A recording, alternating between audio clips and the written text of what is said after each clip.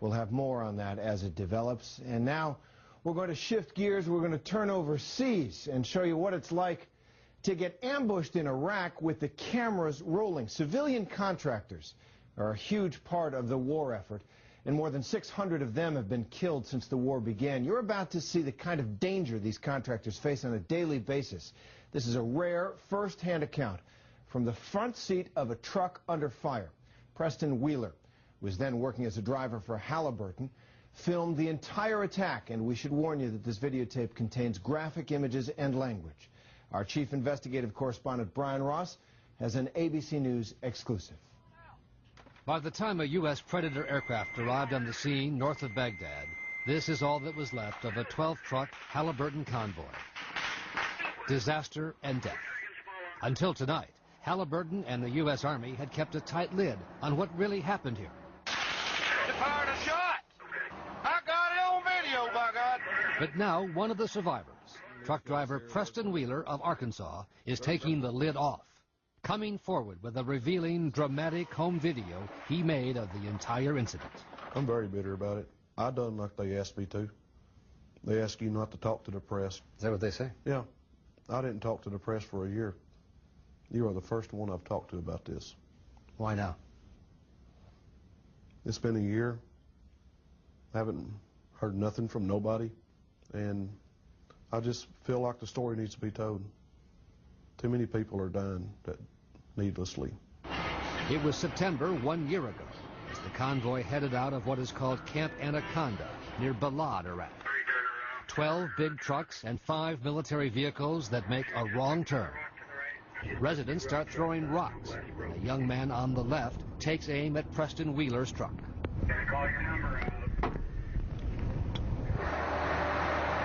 Knocked the hell out of us. Told y'all we was gonna get our rocks.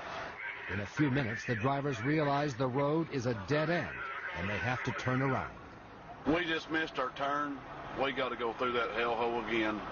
Wheeler says Halliburton does not provide its drivers with maps or any other navigational tools. The people they got in charge over there that's sending drivers out on these runs, risking their lives, they're no more qualified to do that job than they are qualified to run a hot apple pie department at a fast food restaurant.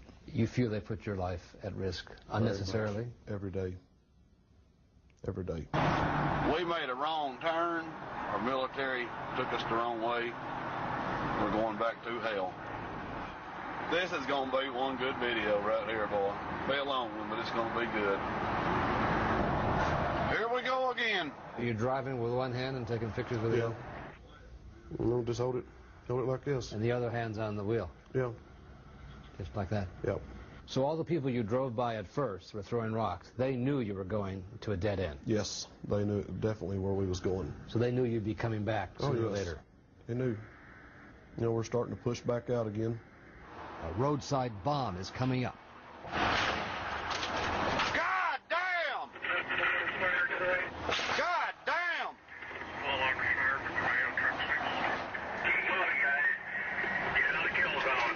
Jesus Christ, help us all, Lord.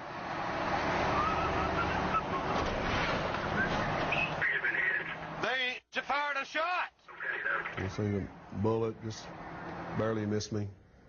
Right there, I thought I was gone, man.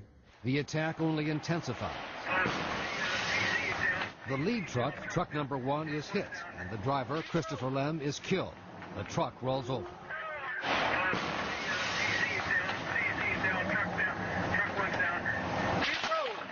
Wheeler is truck number 5. My truck's fixing to get hit with an RPG round right here.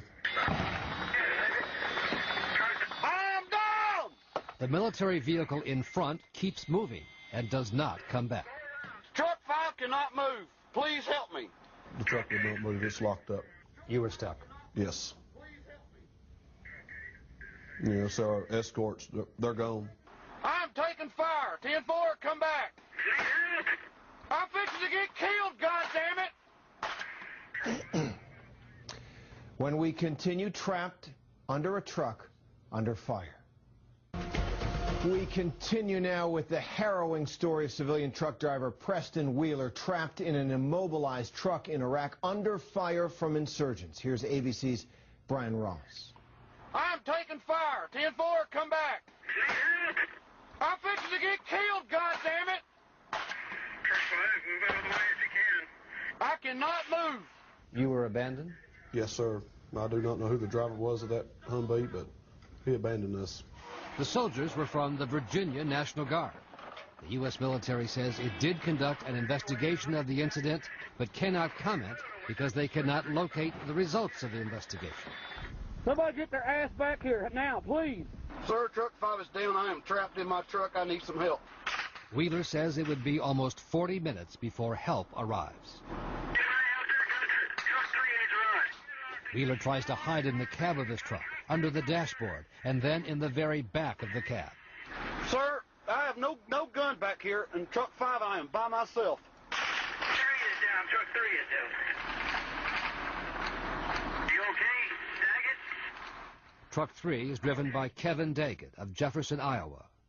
Truck 4 by Sasha Grenner Case of Sierra Vista, Arizona. They're alive. Asking for help. Yes. And there was no help. No help. Wheeler watched them being murdered. They just killed him. Oh, Jesus. They just killed him. Oh, my God. Sasha's outside his truck. They forced him out of the truck, and he looked them straight. He didn't beg them for his life, and they shot him like a dog in the street. He's a man. I would hope to God that if I was in his shoes, I could have stood as strong as he did. Kevin Daggett in Truck 3 was next. We heard him asking for help. He called for the gun truck to come and get him, and no one to come to get him. And I don't understand why.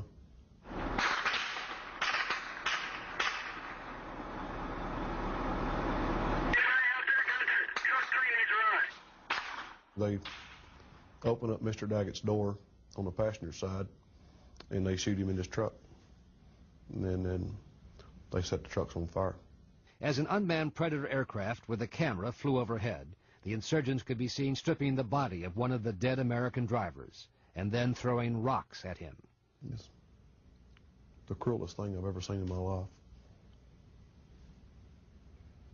I've never seen humans treat other humans like this. Never. Wheeler was hiding in his truck. Next thing I know, it's like slow motion. A hole appears in the window, the lower side of my dash on the right-hand corner, and the cushion of the seat blows out, and my arm just folds. It's me. I'm shot. I'm hit. I got hit twice. In AK-47, I've still got a round up under my armpit in this area. Men started heading towards his cab. I was scared, but as far as just being terrified, I was past that. I felt a peace come up on me. I was ready to accept it for whatever had happened. What happened as they came toward you? I heard the helicopters coming, and they seen them. Apparently, they seen the helicopters, and they took off running. Death ran off. You know, death was looking at me as a shape of 4 men. Wheeler kept taping as Army medics treated him and rushed him from the scene. An Army helicopter flew him back to Camp Anaconda, a few miles, but a lifetime away.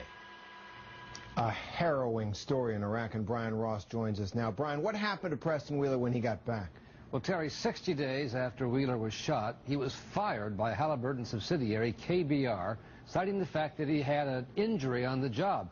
Halliburton says that is their standard policy, which all employees know when they sign their contracts to go to Iraq. And other than that, Terry, Halliburton said it would have no comment on the ambush. All right, Brian Ross.